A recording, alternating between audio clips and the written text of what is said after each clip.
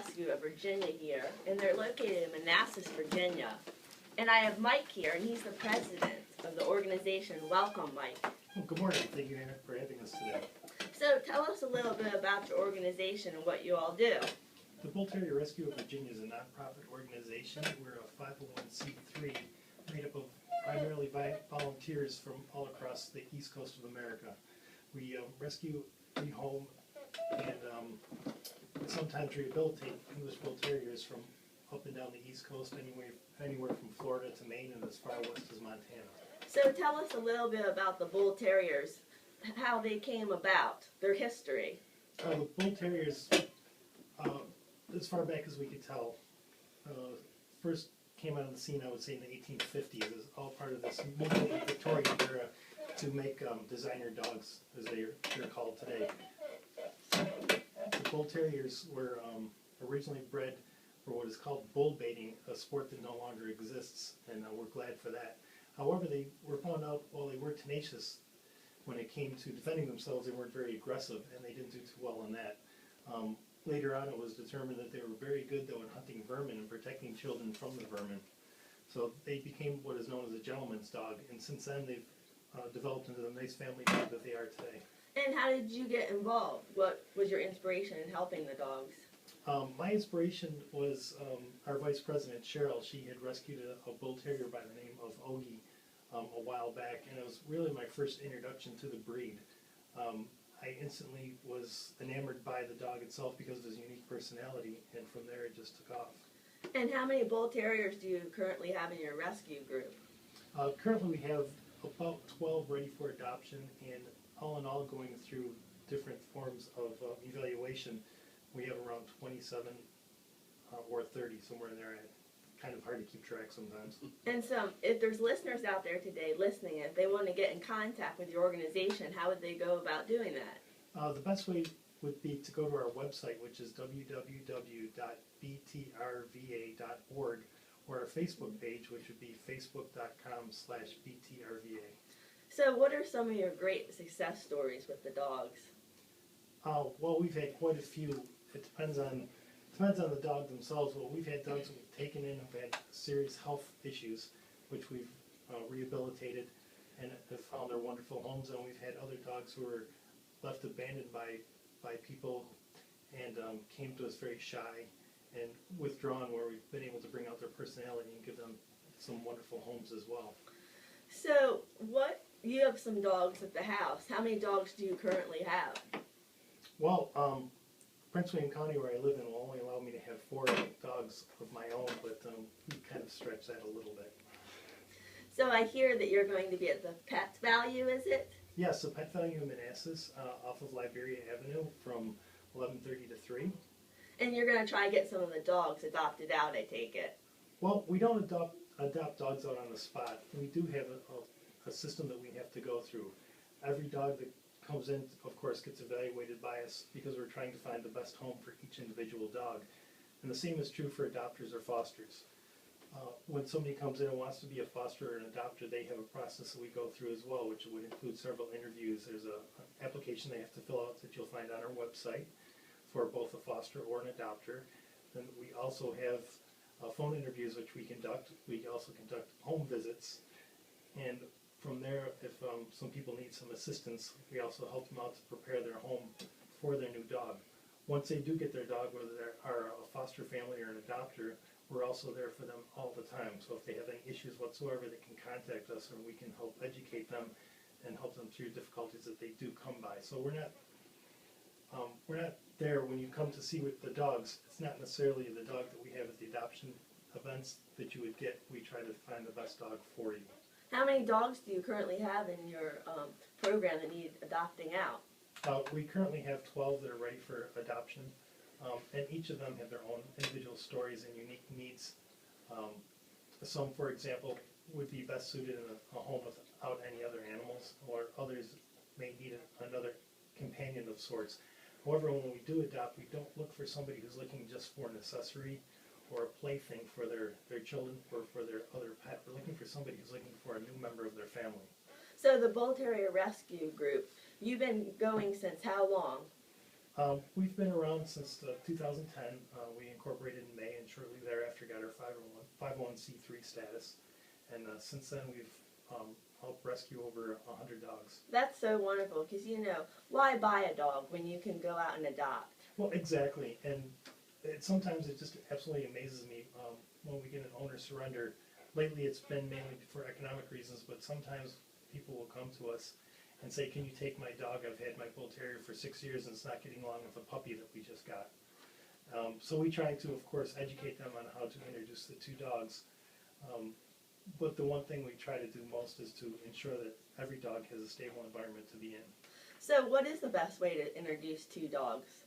Well, we have a tried and true method that we've been using. I use it every time I bring a foster into my home, and it takes a minimum of 2 weeks before the existing dog and the new dog even see each other. The reason for that is you're changing the environment for not only the new dog, but also for your current dog and your current family. The other thing is everyone in the family has to be on board with that decision to bring a new dog into the home. So the Bull Terrier Rescue of Virginia, what's the contact information if we have some listeners out there maybe wanting to adopt a forever loving dog? Yes, definitely check out our website at www.btrva.org or our Facebook page, and you don't even have to have a Facebook account to go to it, so you just go to facebook.com/BTRVA. If you do a Google search under Bull Terrier Rescues in Virginia, will be the first one to come up. And so what is the Bulldog's personality like? I think they're really cute. You just want to hug and kiss them. Yeah, well, other than their unique characteristics on how they look, they have a very Romanesque nose. They're also known as the clowns of the dog world. They'll definitely keep you entertained and push the limits sometimes. I like to say they're a lot like my teenage niece, always wanting to know what she can get away with. What do you think makes them different and unique from other breeds? I think a lot of that has to do with their lineage. They were bred with the Old English Bulldog, and some people even say the Dalmatian, so you have some very strong personalities as far as stubbornness with those two breeds alone. But then you also take a look at the Terrier side, so they're very active dogs, and they sometimes have a very high prey drive. Tell us about some of the dogs currently in your foster program that need a home. Oh, well, the first one that comes to mind is Samantha. She's an 8-year-old who unfortunately has to be an only dog. She's reactive towards other dogs. I wouldn't say she's dog aggressive. She just doesn't like other dogs at all. However, she is just one of the sweetest dogs you'll ever want to meet. She is just very obedient, very fun to be around, and she's just a joy to have. I'm fostering her right now, and I wouldn't want to let her go, but because of that. But she needs a home. I can't give her what she needs currently because I do have to foster other dogs. I have dogs of my own. Another one would be Rocky. Rocky, he's an 81-pound, so he's a really big dog. Rocky would have to go to somebody who's got experience with a larger dog, only because when you mix that stubbornness with a dog of that size, it's not easy for everyone to be able to handle something like that. Rocky has been to obedience school and he is very obedient on the leash, but because he is a Bull Terrier, he does like to push the limits sometimes. Well, I don't know if everyone out there remembers, but Rocky, the German Shepherd, the pet of the weekend, last week I'm happy to announce he got adopted out to his forever loving home, and I was able to see that at PetSmart. So that made me feel all warm and fuzzy, and so if we can get some of your guys adopted out, that would be even better too. Yes, Rocky is one that we cross-posted on our Facebook page, and we were happy to do so, and we're happy to see that he got his forever home, because that's the ultimate goal for all of these dogs. So I hear you all have some puppies. Yes, we do, and I would like to know if our Vice President would like to speak to that. This is Cheryl Richards, our Vice President. Sure. Hi, Cheryl. Hi, thank you so much for having us today. Oh, you're so welcome. It's my pleasure. Tell us a little bit about the puppies that you have. Well, let's see, it's been a month since we got them, and we've kind of kept it on the down low because we weren't sure what was gonna happen. But the mother came to us as part of a court case. They're pure Bull Terrier puppies, which is just something you don't see in rescue very often. And the mom is the tiniest little wisp of a dog. She's a little brindle female, and her picture is actually on our Facebook page. It's Brooklyn. Her name is Brooklyn. And we have a litter of 8. and 4 boys and 4 girls, and I think we have homes for 4 of them right now. I want to say 4, but it might only be 3. I'm looking at Jackie, my secretary, to confirm that, because I keep track of everything, and it's all in the mental file, which sometimes fails on me. But so we have a little mix of everything: white, brindle, red, and there's even one tricolor in there. He's adorable. Is that what colors they come in then? Yeah, those are all the mix of all the possible colors, really. And they can have different spotting on them and that Yes. sort of thing? The traditional look that you probably know well is the Target puppy type with the white and patch eye, but I don't have any patchy-eyed little guys in the litter, unfortunately, but they're just as cute as could be. I always love the collar that you have on them. Kind of like the greyhounds wear that beautiful collar. Where do you find that? That's very unique. Those are called martingales, and you can find that style at your local pet store, but the style that we particularly like the best, that martingale with the cloth on it that you see, is not something you're going to find at your local pet store. You're going to have to go like online to welikepersnickitypup.com quite a bit, and we recently picked up some really wonderful collars at the Backyard Pack, which is right in Lorton, Virginia. And we use those. I make sure every dog that comes through my house has one of those. They can't slip them. They're great collars. So what's the adoption process that you all have? Well, it starts with an inquiry form that you can fill out online on our website that Mike was talking about, BTRVA.org, and there's a tab for adoption. So you click on that and fill out your form, which is an online thing, and it comes directly to us via email.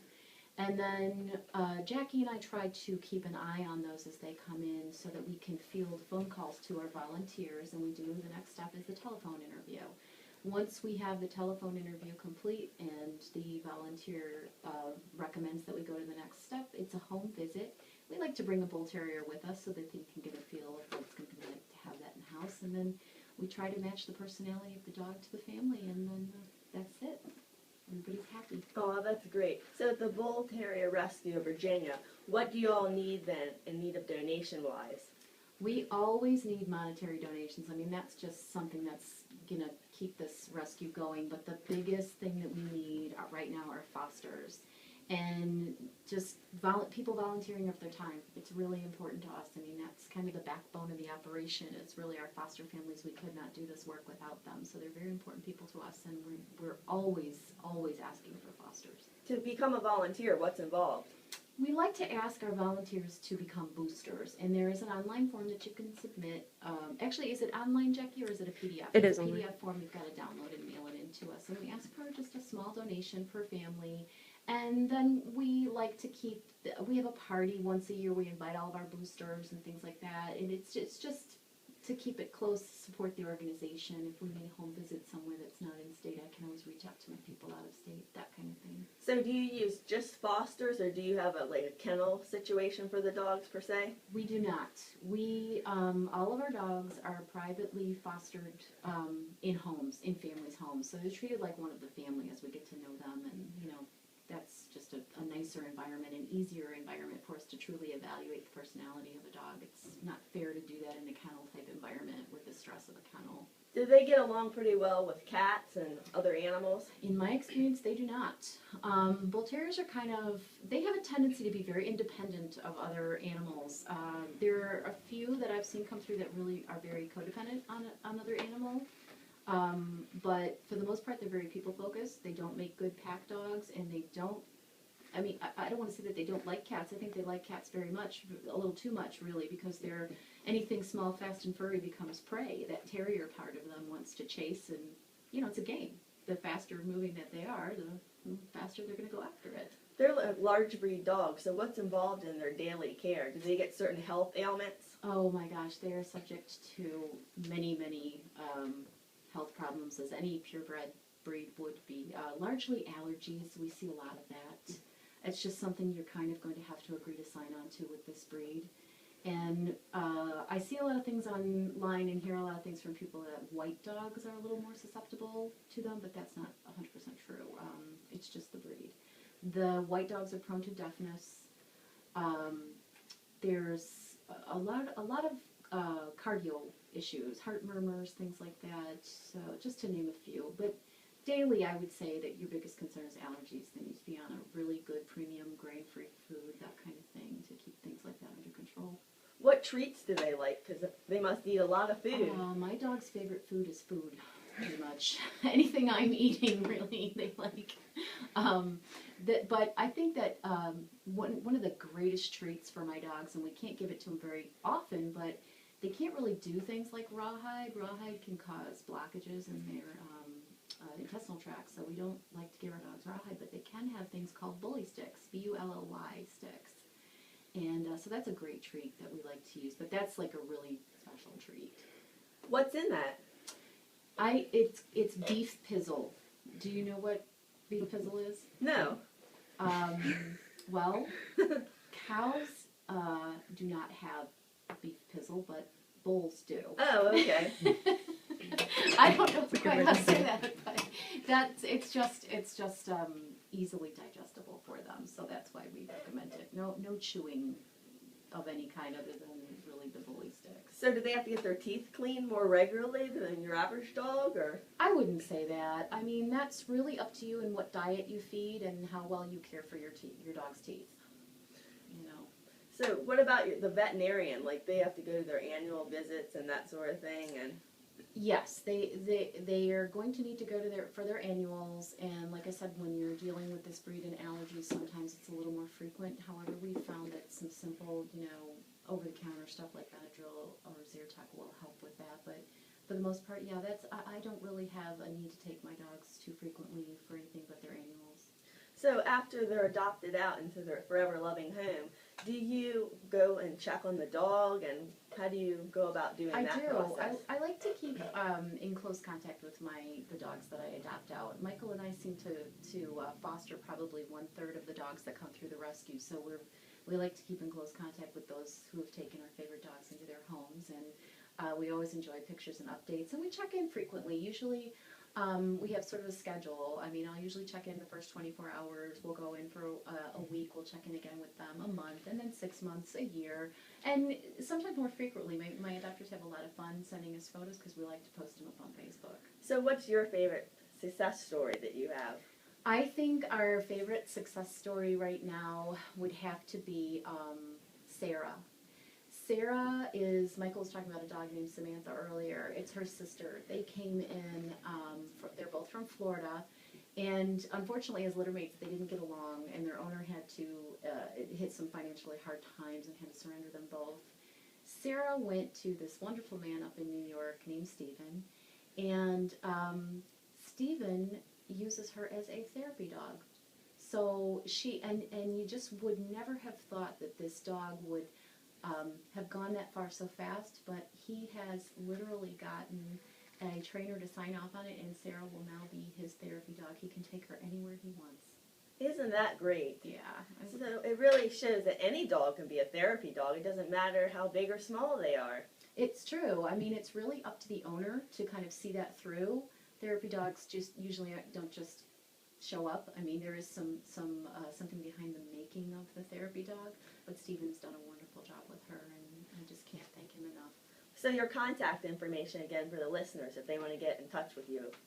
Well, we love it when our listeners or our followers contact us on Facebook. It's one of the most up-to-date tools that we have is the social media, but the organization www.btrva.org, there is a contact tab on there that has all of our email addresses.